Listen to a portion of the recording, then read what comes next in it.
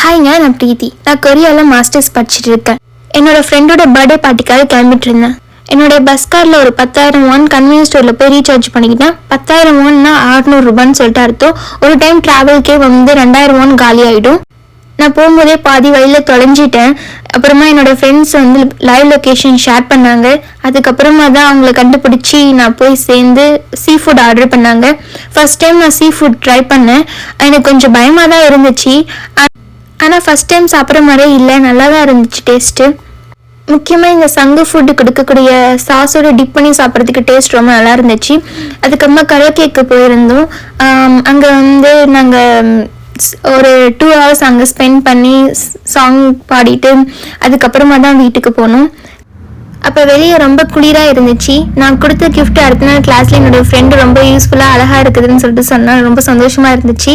அதுக்கப்புறமா நான் இன்ஸ்டாகிராம்லேயும் இருக்கேன். ஃபாலோ பண்ணாதவங்க ஃபாலோ பண்ணிக்கோங்க. பாய்.